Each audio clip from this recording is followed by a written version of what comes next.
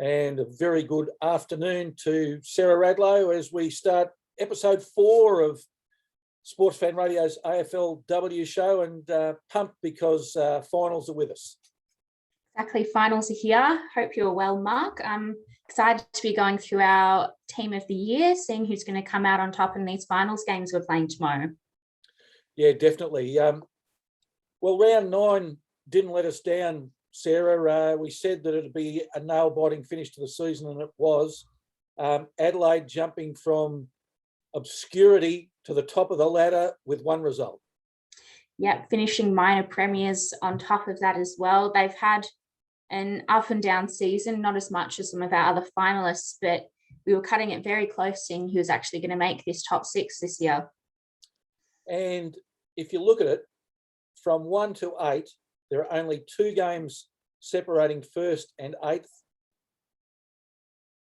Top 4 teams all finish on the same points, only separated by percentage. I don't think the AFLW could have scripted a better finish. Exactly. It's been such a tightly contested year, and I think coming off of the back of COVID and not being able to play a premiership, these girls were so ready to get their claws on a cup, see how they went, and we're just going to see it get even more heated from here on in. So Adelaide and Brisbane get the bye. Collingwood play North Melbourne. Melbourne play Fremantle. Carlton and the Bulldogs miss out. Yeah. Disappointing to see Carlton and the Bulldogs season end because they did play so well this year. Unfortunately, they just had a few too many lows throughout the season to be able to keep up. The season being so short, it doesn't provide a lot of opportunities for teams to make comebacks. So unfortunately, when you lose one, it's a massive dent in your season. And although Melbourne didn't finish in the top 2, home ground advantage playing Fremantle tomorrow at 1:05 p.m. at Casey Fields. And I see tickets on sale, but I think they'll probably sell out fairly quickly. Oh, definitely, especially as with finals. If you're a membership holder with the away club, you still get free access to the game as well. So Fremantle games that are looking to go to Fremantle supporters, looking to go to the Melbourne game in Casey. If you have a Freo membership, you'll be able to get in for free with your membership. So Melbourne coming into this team are really the team in form.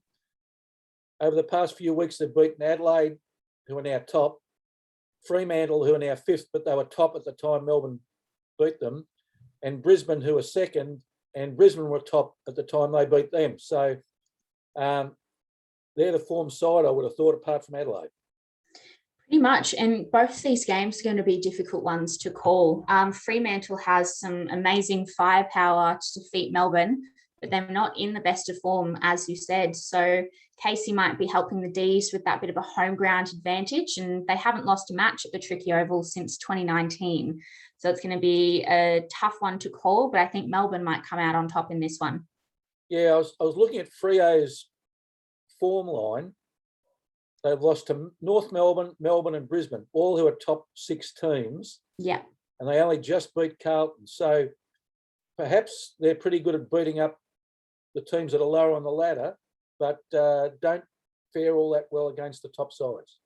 Seems the pressure might get to them a little bit when it gets to those top 6 matches. They have as I said, they've got the power to win the game. I think it might become a mental thing. They need to push themselves over the line and get the win. Fremantle, of course, have midfield star Kiara Bowers. She's favourite for the AFLW Best and Fairest, and also this week took out the AFL Coaches Award. Yes, another one of those AFLW players that's on her way to becoming a household name for all AFL fans. She's had an amazing season. She's worked so hard over the duration of her AFLW career. I think there'll be a lot of her peers and even a lot of her opponents that'll be really excited to hear about her winning the Coaches Award and watching her or cheering her on towards winning that big medal at the end. And while we're on the midfield, Melbourne missing Daisy Pearce, who injured a medial collateral ligament last week. At best, maybe back next week if they're still playing. That's a fair loss for the Melbourne side. it's a massive loss, not only in terms of skill, but on-field presence. She's got such a commanding presence for the team, being part of their leadership group, and just a really good knowledge of the game. I think they might find that if Fremantle really want to push and want to come out on top of this and up their mental game a bit better, they might struggle without Daisy Pearce helping them out. And my X factor in this game, Sarah, Karen Paxman. We love Karen Paxman. We love the mullet. She's always someone that is a player you just can't keep your eyes off of. She is a talented athlete, and we're hoping to, I guess, see her have that potential maybe to fill the void that Daisy's left with leadership skills. Karen's been a long-time AFLW player and football player, so hopefully she can step up a little bit and fill that void that Daisy might have fallen out of. Last time these two teams met was in Fremantle a few weeks ago, and Melbourne was successful by 5 points. They got off to a great start, but then Fremantle reeled them back in. Who'll be the winner on the margin? I think it's going to be a close one, like all these games this weekend. I'd say that it might even be under a goal. Might be looking at Melbourne by 4, 5, 6 points in this one.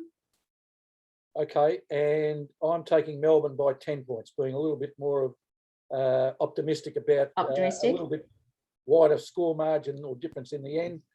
So we wish Mick Stanier the best, and I see in the news that his wife had a baby during the week, so it's all happening in the Stanier household. Exactly, always busy over there by the sounds of it.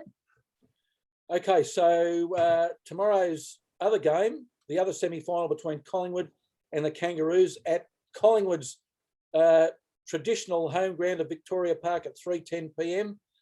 Who'll win this one and why? Another tough match to call, I guess. Neither team has been in its best form coming up to the finals, but they're still holding on. Collingwood's lack of defensive stocks, however, could come back to bite them a little bit. So I might see North Melbourne coming out in top in this one. And have you got a margin?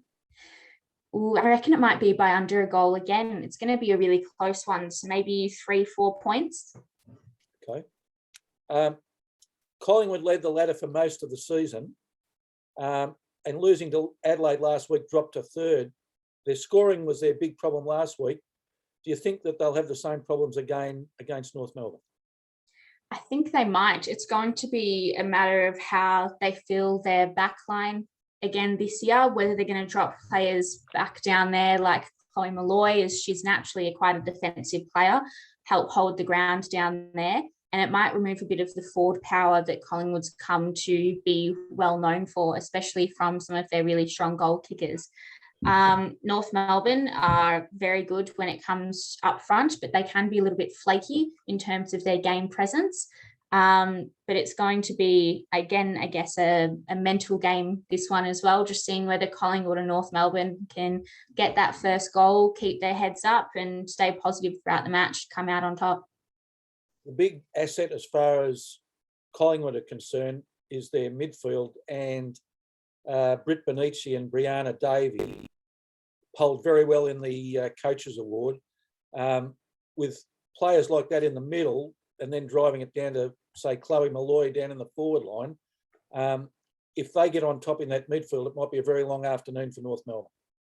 It might be, and it's the power of that midfield again that's going to be the struggle for them. Both of them have really strong ranks in terms of their players, but it's going to be that midfield pushing the ball down, as we see in a lot of AFLW games or AFL games. It's the midfield that really makes that last decision in terms of which direction the ball goes.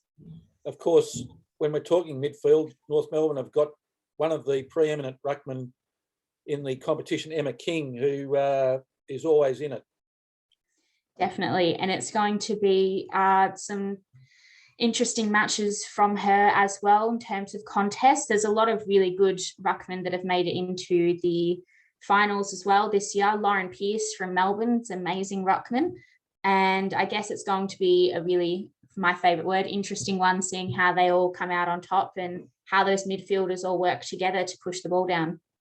When they last met, at Marvel Stadium, Collingwood beat North Melbourne by 20 points. But the interesting thing, and I always look at, is Collingwood kicked 4 goals for, North Melbourne kicked 8 behinds. So equal number of shots, just one team was more accurate than the other. If North Melbourne can straighten that up a little bit, they might be a decent threat. Definitely. And I think when it comes to a lot of teams, especially this year, teams like Richmond had problems with their accuracy a bit as well, and that didn't help in trying to push them forward, although they had a much better year than I think anyone could have predicted. That forward line really tightening it up and fixing accuracy is going to be a big goal for a lot of AFLW teams in the next coming years. I believe you're right about that, Sarah. That's a terrific point to make. I think the worst inaccuracy for the season was Melbourne in their game against the Western Bulldogs. Western Bulldogs had 7 shots, kicked 6 goals, 1. Melbourne kicked 2 goals, 12, 14 shots, lost by 13 points. That cost Melbourne the top spot on the ladder, if you consider it, because they would have finished the season with 32, a game ahead of the other 3 sides. So accuracy needs to be paramount for all teams, but especially in finals. Definitely. Okay, our tough task for the week is trying to prune the 40-member All-Australian squad down an All-Australian team. So I'll throw over to you and keep my powder dry at the moment. What team did you pick? Well, I did a little bit of shuffling in terms of forwards to defenders, in terms of where I think players might be at their best, or where I really love watching them. For my forwards, I've got Katie Brennan from Richmond, got Gemma Houghton from Fremantle, Jazz Garner from North Melbourne, Erin Phillips from Adelaide, and possibly one of my favourite forwards of all time, Darcy Vesio from Carlton. Okay, were you looking at my team at some stage? Have you somehow managed to break into my computer? Because I'll tell you my 6 forwards that I've named. Yep. Erin Phillips from Adelaide, Katie Brennan from Richmond, Ellie Blackburn from the Western Bulldogs, Darcy Vesio from Carlton, Jasmine Garner from North Melbourne, and Gemma Houghton from Freo. Really? Well, so I've only really missed, you've got the extra player in Ellie. Yeah. Amazing. We've done quite well. Great minds think alike, Professor. Okay, so give us your backs. Backs, this is where I've probably done a big shuffle. I absolutely love Chloe Malloy in the back line, so I thought she'd be a great defender back there. Harriet Cordner from Richmond, Karen Harrington from Carlton, Ruby Schuyler from Collingwood, and Chelsea Randall from Adelaide, who I put in there because she was actually dropped from the All-Australian team. She did a little bit of midfield work throughout the year. Disappointing to see, she's such a talented defender. Oh, geez. No, well, you weren't looking at my team in this one. Okay, so my backs. Kate Lutkins from Brisbane. Yep. Lauren Arends from the Gold Coast. Ruby Schleicher from Collingwood. Megan McDonald from Geelong. Karen Paxman from Melbourne. I've got her as an intercept backman playing forward. Mm-hmm. And Kathy Zvark from Brisbane. Interesting. So we've only got Ruby from Collingwood in common there. Yes. Okay. The all-important ruck division. Yes. Picked Lauren Pearce from Melbourne as my ruck. Really talented player, and just always seems to come out on top in the tap. Who have you got for your ruck? I've got Lauren Pearce. Lauren Pearce, amazing. Maybe make up for that great minds think alike when it comes to our midfield. Yes. I've also got, so for the rest of my midfield, Brianna Davey from Collingwood, Anne Hatchard, Adelaide, Georgia Pertrikos from St Kilda, Ash Riddell from North Melbourne, and Monique Conti from Richmond. Okay, so my rucks are Lauren Pearce, Brianna Davey, and Anne Hatchard. Amazing. And my interchange, Emma King, Monique Conti, Georgia Patrikios, and Maddie Prespakis. Interesting. I forgot to do an interchange, but I do like those odds as well. I didn't have Ali Blackburn on there, so I probably definitely would have had Ali Blackburn on my interchange. Love Emma King and love Maddie Press-Parkis as well. Okay, so my two, I guess, stunners, I've left Emma Carney out. She's made every All-Australian until now. But if I look at the AFL Players Coaches Award voting, she didn't come in the top 20 there. And she's in a very congested mid-forward group. Yeah. So I didn't pick her. And also the number one draft pick in the 2020 draft, who people are tipping will make the team, Richmond's Ellie McKenzie. I couldn't fit her in either. She also didn't poll well in the Coaches Award. No, she's, however, doing amazing for first round, for first year player. Definitely one of the girls that I would have loved to include, but I feel like she's still just teetering on that spot where she's about to become one of the next game's elite players, hopefully rolling over into there. And I didn't choose Ali Blackburn, much to my own dismay, just because I couldn't really find anywhere to fit her in with the other players that I'd selected. I probably could have selected her as that extra forward, but it was just really struggling. There's so much talent coming up through the ranks of the AFLW competition. It's hard to talk about everyone. Yeah. I went team by team, and I've got a pretty good spread on mine. Mm-hmm. 3 from Collingwood, 2 from Brisbane, Adelaide, Melbourne, North Melbourne, Freo, Richmond and Carlton, 1 from Gold Coast, 1 from Greater Western Sydney, 1 from the Western Bulldogs, 1 from St Kilda, and 1 from Geelong, which means I included 13 out of the 14 teams in the All-Australian team. In my All-Australian team, West Coast, the only unlucky team missing out with a representative. Amazing. I wasn't as inclusive. I don't believe I have any players from West Coast or Geelong, Gold Coast or GWS. So those 4 teams, I didn't actually have any players from. And with me not picking Emma Carney, that means Karen Paxman's is the only player to have made every All-Australian team. But that's Exactly. only my opinion. Well, a great asset either way, and I'm sure they'll be able to talk about that in her next player interview. Now being the only player that's been selected in all of them might be showing that our competition's maturing a lot more and the talent pool is broadening a little bit to see some of these new girls shine up. Yeah, I agree, although I'll use your word, interesting, that there are still some veterans in that side, specifically Erin Phillips. I don't know that I could pick an All-Australian squad without Erin Phillips in it. Exactly.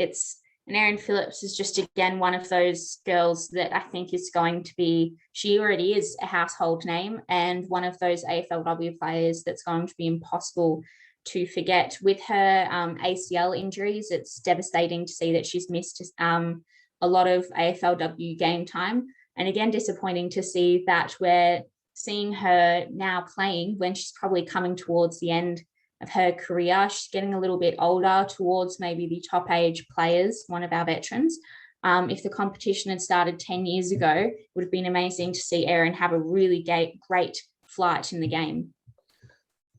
Okay, Sarah. Well, that's our take on the AFLW this week. I'm looking forward to seeing those games tomorrow and how they pan out. And until